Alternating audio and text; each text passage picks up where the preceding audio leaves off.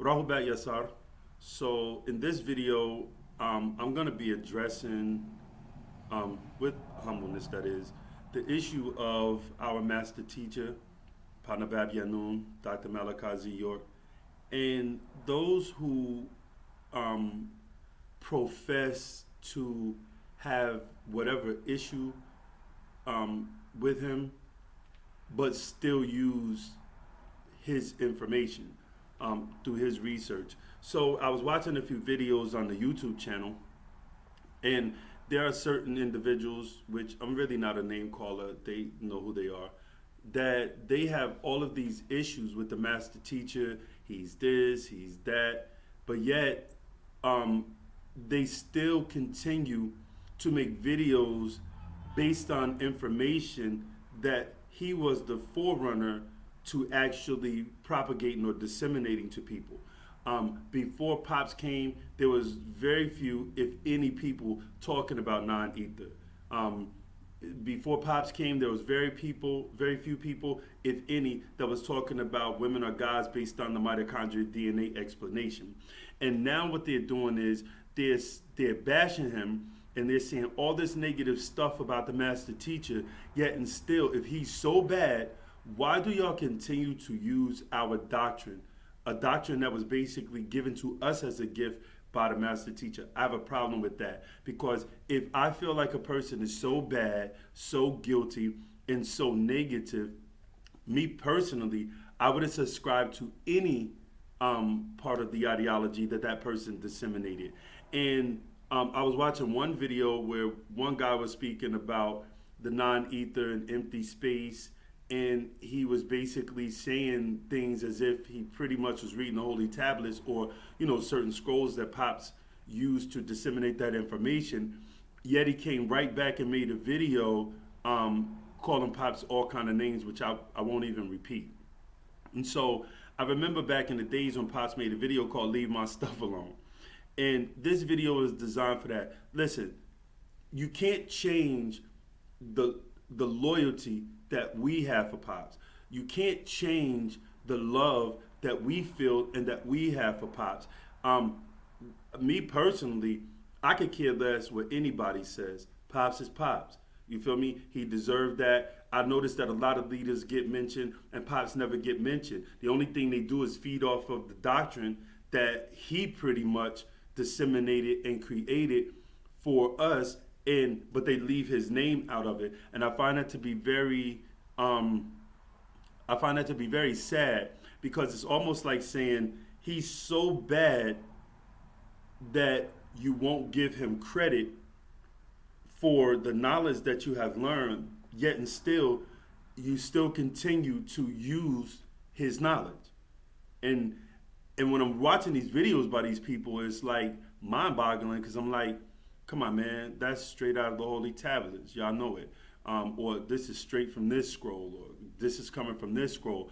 My thoughts on the whole situation is this. We understand that as Sabian people, that our nation has been through a lot, right? And you can't have any success in life without some form of hardship. You gotta understand that. This is why I keep making videos about socioeconomic empowerment. The doctrine is solidified. There is no contesting that. Now, I remember I had a conversation with one brother, and he was like, well, where did he get it from? Where do most researchers get their information from? Doing research. Pops have said many times, I didn't make this up. It takes a heck of a mind to go make all of that up. So there are sources outside of our way of life that you can go find and solidify the factual knowledge that is being disseminated with inside the Sabian community. It's not like we make this stuff up. We don't get a actual a sense of elation by going and just making stuff up and just propagating this stuff. This stuff is well researched. If you have not realized it by now, all the scrolls are or ever were nothing more than research sources for lazy people, right? I'm not talking about the people in the nation that's reading and being educated. I'm talking about people who want to know all of these things about all of this level, these various different levels of information and they don't know how, or they aren't, motivated enough to go do the research. So Pops, pretty much did the research and had the books created so that we could be able to get the proper information. And so I find it to be very disrespectful, and I find it to be very negative that people would feel some kind of way about the master teacher but still use our literature. And it's like, to me, it's almost like, if y'all don't like us, if y'all feel some kind of way because we support him, then that's your prerogative. You're entitled to that. Wholeheartedly, I sincerely believe that.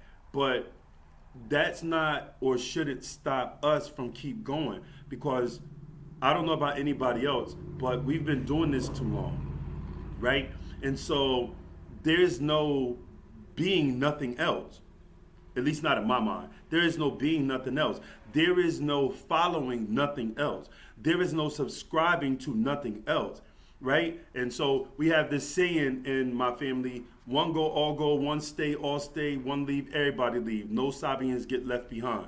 And what that means is that we have to start learning to stick together in a way where we have to start networking with each other and put forth some type of socio-economic structure to be able to empower ourselves and our culture and our way of life and our women and our children, due to the fact that it's only going to get harder for us, right? After all that's happened, right, it has created a stigma on us, right? And so I commend the brothers and sisters that still stick by the culture and the master teacher, because that takes a lot of nerve, that takes a lot of heart, right?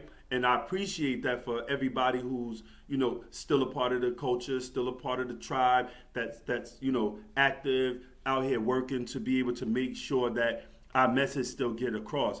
I just have a real big problem with people who have so much problem with Pops, and they want to convey the message to us like we should feel how they feel. I don't feel how you feel about him. That's like my dad. So it's like, I can never turn my back on him, no matter what. That's just me now. I'm a loyalist. That I could never turn my back on Pops, will never turn my back on Pops. You can talk to me till you're blue in the face. It's not going to happen. You feel what I'm saying? So, and I appreciate the brothers and the sisters that are still out here working every day with the books, with propagating to people, still living the culture, how it's supposed to be. And that's pretty much in tune with our way of life. I think that that's a great thing. But I think that now it needs to be more on an economic scale. Some kind of way, shape, form, or fashion, we need to come up with an economic course of action. And the reason why I keep stressing that is, let's say, for example, if we had,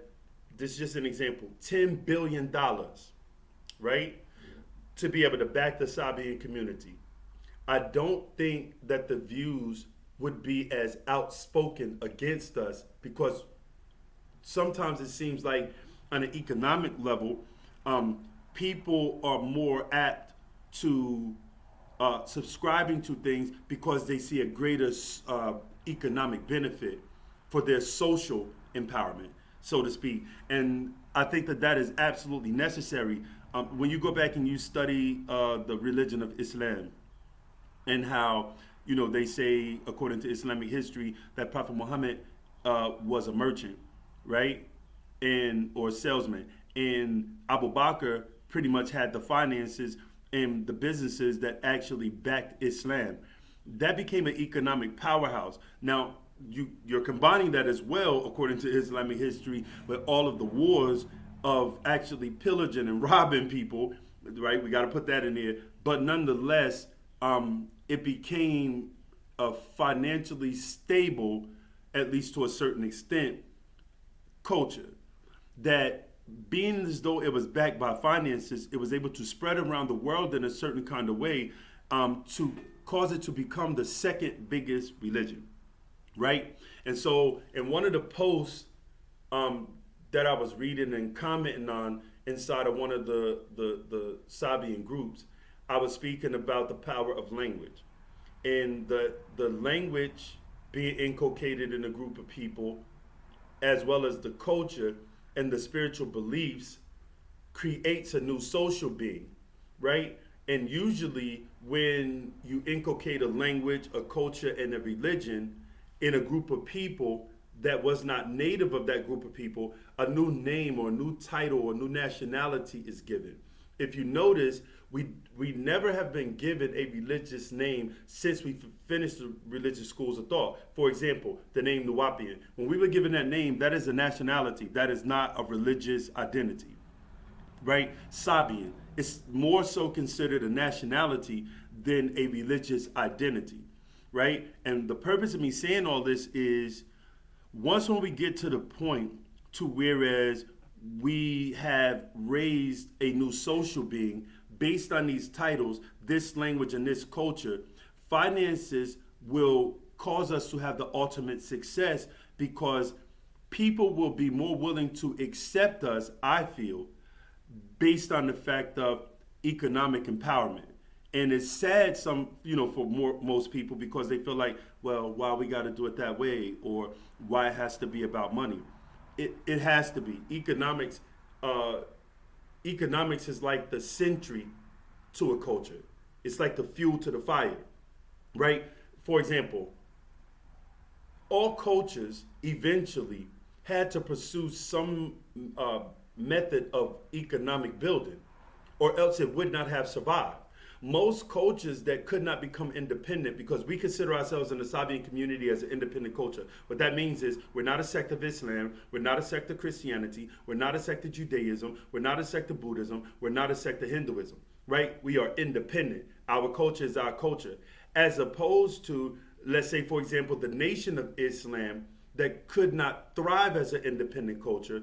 And usually when you can't thrive as an independent culture, you have to become a denomination or sect of a culture that's already thriving. Thus, they became a denomination of Islam, right? At least under, Minister Louis Farrakhan. So I say all that to say that people that have a problem with us, that's going to always be. We don't need to be discouraged, but we do need to put, we need to power check them. Like, if y'all don't like Pops, that's fine. You're entitled to that. You're entitled to your own opinions. But stop using our doctrine, because I find it to be very disrespectful to Pops and us as a community that y'all put so much negative on the master teacher, but yet y'all still gonna make videos and, disseminate our teachings and not give the credibility to where it actually comes from. You're bashing the person that it comes from, but yet it's okay to still use our ideology. I don't agree with that.